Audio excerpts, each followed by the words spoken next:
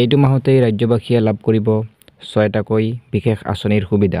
আৰু ৰাজ্যবাসীৰ বাবে মুখ্যমন্ত্ৰী হিমন্ত বিশ্ব শৰ্মাই ঘোষণা কৰিছে এক ডাঙৰ সিদ্ধান্ত যে ডিচেম্বৰ মাহৰ 10 তাৰিখৰ পৰা 20 তাৰিখৰ ভিতৰত এই 6টা আঁচনিৰ ধন লাভ কৰিব ৰাজ্যবাসীয়ে আৰু সকলোৱে এই 6টা আঁচনিৰ সকলোখিনি ধন তেওঁলোকে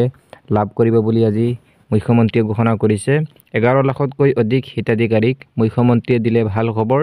20 ডিচেম্বৰৰ আগত এই ভাল খবৰটো সকলো ৰাজ্যবাসীয়ে তথা হিতাধিকাৰীয়ে লাভ কৰিব যে বানপীড়িত লোকলৈ এই মাহতে চৰকাৰে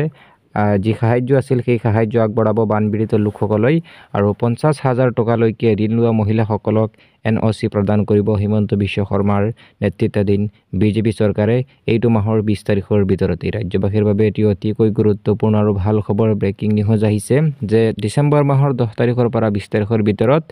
মেট্ৰিকৰ ডিষ্টিংশ্যন পোৱা তথা শিক্ষাৰ্থীক আনন্দৰাম বৰুৱা বঁটা প্ৰদান কৰিব 75% পোৱা নৱম শ্ৰেণীৰ ছাত্ৰ-ছাত্ৰীসকলক বিতৰণ কৰা হ'ব বাইচাইকেল আৰু মেট্ৰিকত যোৱাবাৰ যিসকলে 75% বা ততোধিক নম্বৰ লাভ কৰিছিল তেওঁলোকক দিব আনন্দৰাম বৰুৱা এৱাৰ্ড সেইদৰে উচ্চতৰ মাধ্যমিকত ছাত্ৰ আৰু ছাত্ৰীৰ মাজত বিতৰণ কৰা হ'ব স্কুটি যিসকল ল'ৰাই 75% আৰু যিসকল ছোৱালীয়ে 60% পাইছিল তেওঁলোকক স্কুটি দিব তাৰ লগতে হাজাৰ হাজাৰ কৃষকৰ বাবেও এটা সুখবৰ ঘোষণা কৰিছে ৰাজ্যৰ মুখ্যমন্ত্ৰী ডক্টৰ হিমন্ত বিশ্ব শৰ্মাই অৰুণোদয় আৰু ৰেচন কাৰ্ড সন্দৰ্ভতো বিভিন্ন ধৰণৰ নিয়মাৱলী আহিছে যে অৰুণোদয় আৰু ৰেচন কাৰ্ড সন্দৰ্ভতো বিশেষ খবৰ আহি পৰিছে ৰাজ্যবাসীৰ বাবে গতিকে ভিডিঅ'টো সকলোৱে শ্বেয়াৰ কৰিব যাতে সকলোৱে এই তথ্যখিনি জানিব পাৰিছে জনাই আছোঁ এই মুহূৰ্তত আজি আটাইতকৈ গুৰুত্বপূৰ্ণ আৰু ইম্পৰ্টেণ্ট বিগ ব্ৰেকিং নিউজ